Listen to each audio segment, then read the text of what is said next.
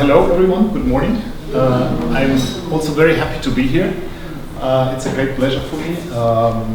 As Professor Schütt has already mentioned, I was a liaison officer from 2010 to 2015 in our Cairo office. The Cairo office was at the time one of our 7 liaison offices. At the moment it's one of our 5 liaison offices, but it still exists, and we are very happy about it, despite the political turmoil that has been going on in Egypt in the last 10 years. And since 2015 I'm at Freie Universität, and actually when I came here, as sometimes it is a bit random, let's say, 2015, you remember many refugees arrived in Germany, and then they said, Florian, he knows some Arabic. So Florian is building up the refugee programs of Freie Universität Berlin. Now this is called our Global Responsibility Unit, and actually we sum a couple of different programs under this umbrella. On the one hand, refugee support programs for students, on the other hand for scholars, not only refugee scholars but also scholars at risk. And we are working on issues such as academic freedom and how to, let's say, defend academic freedom proactively, right?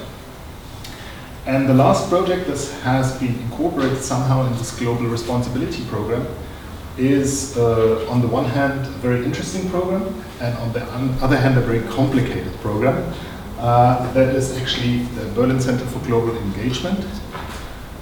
It's interesting because I think it addresses a couple of, let's say, issues within the topic of internationalization that have not been addressed so systematically, but at least administratively in our university.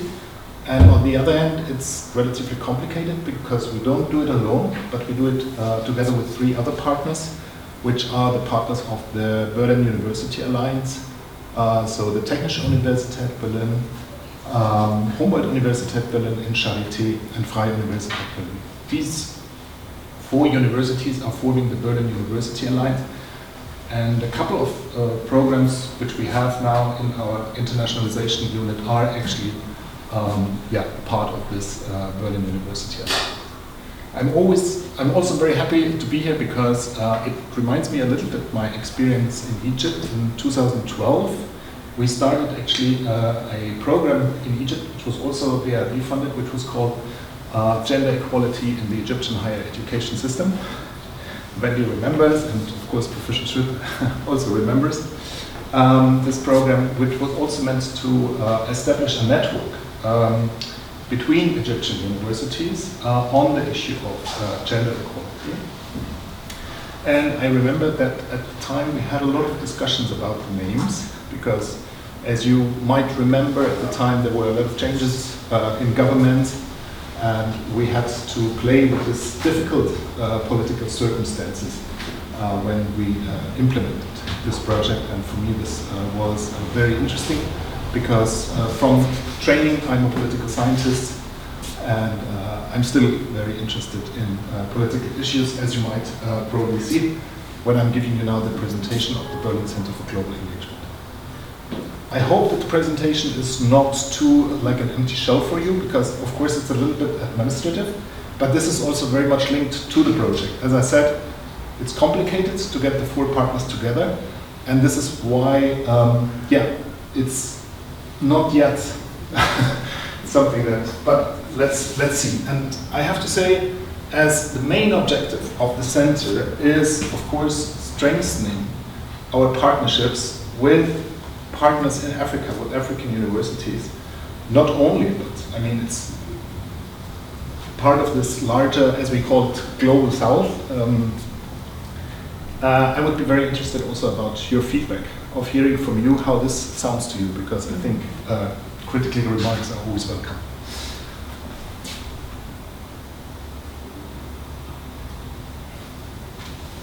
Okay, in general, the BCGE mission, or the mission of the Berlin Center for Global Engagement, is to address a couple of issues which are related to, if it's not the crisis of internationalization, but at least that we have witnessed in the past year the limits of internationalization.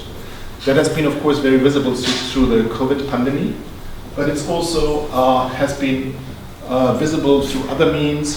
For example, if we think very recently we had to relocate our Moscow office due to the war in Ukraine. We don't have a person at the moment in our China office. So encroachments on academic freedom on the one hand, and apart from the COVID virus and the rise of populist government, have made internationalization much more complicated as it has been before.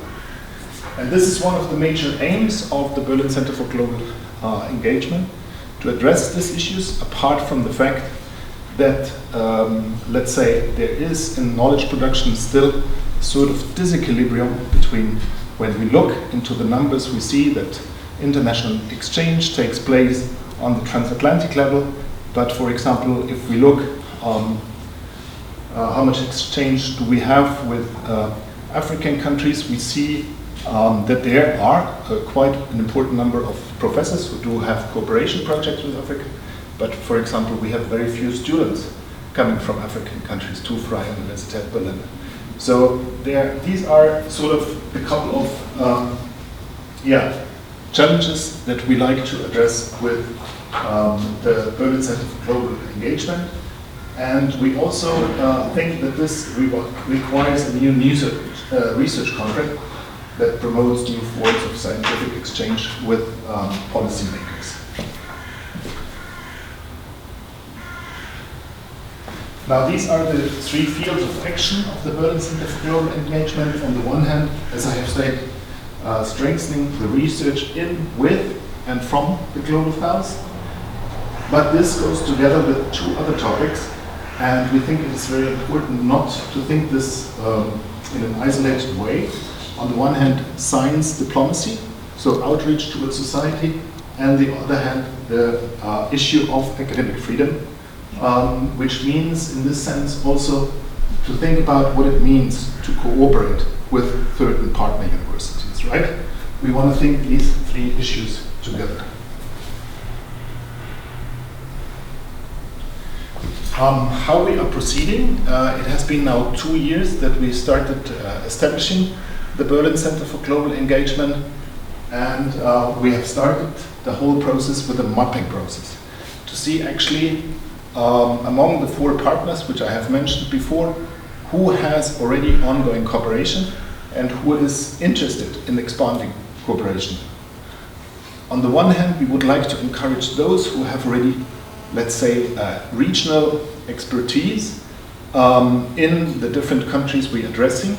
And on the other hand, we would like to encourage those in the disciplines who have not yet this country expertise to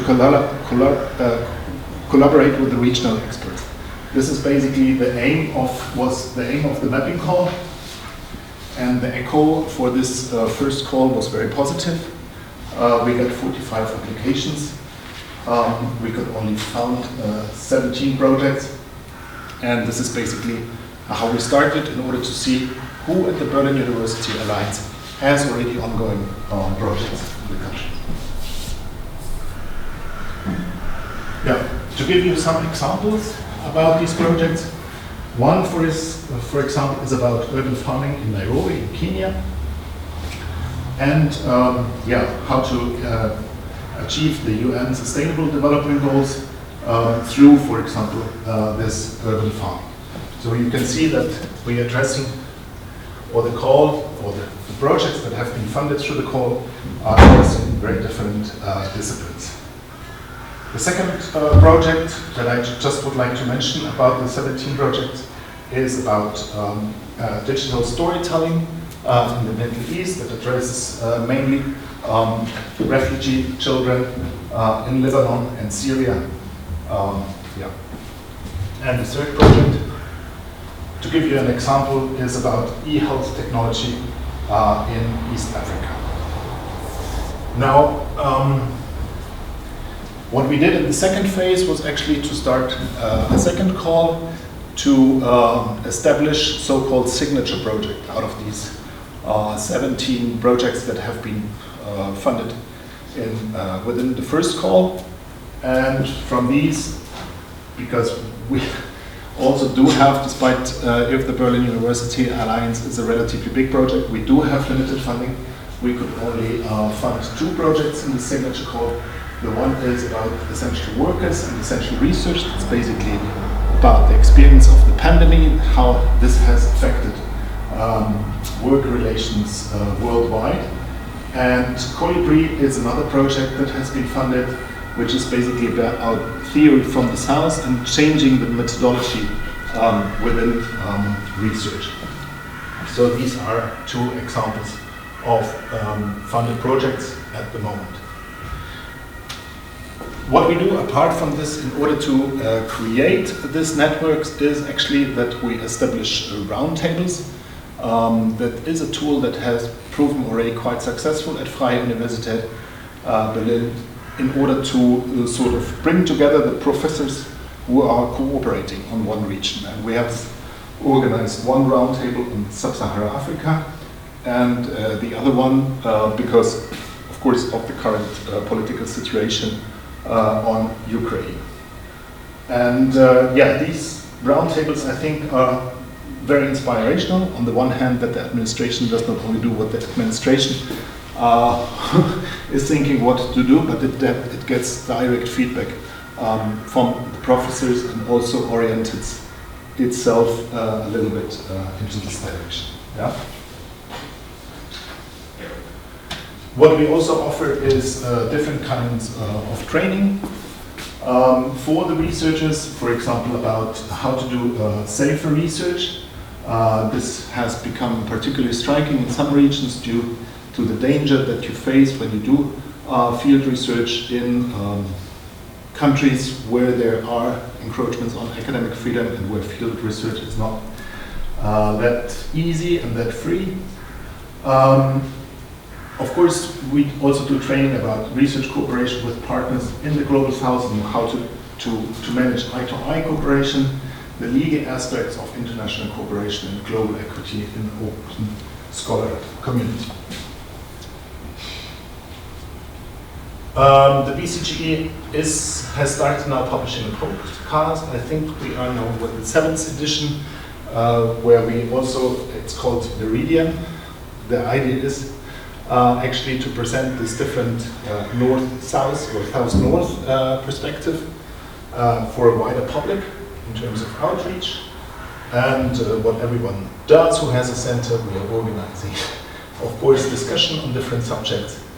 And what we have recently prepared is a funding application for the Volkswagen Stiftung, which addresses the fact that, yeah, let's say, cooperation with different partners has become more difficult, and how the university can react on that, and how especially the 4 partners can work together in order to sort of pool their expertise on different countries. Freie Universität has a good expertise, for example, on the countries of the Middle East. We have much less expertise, for example, on African countries. Humboldt has a little bit more expertise, for example, on Asian countries, and the idea is here to pool expertise, and when we have to take strategic decisions about how to widen the partnerships, then to pool this expertise. This is the main idea of this funding application. Yeah, I gave you a glimpse in this Berlin Center for Global Engagement, where we are at the moment. This is of course only one aspect or one project of this concept that has been mentioned by Professor Schaller, the International Network University. And yeah, it's in a sense, as I said in the beginning, I think on the other hand, on the one hand, a very interesting project. On the other hand, it's still a bit complicated. And yeah, if you have now questions on the one hand on this project, but also if you would like to address any other aspect on international cooperation at Freie Universität Berlin, then I'm very happy to answer you. Thank you.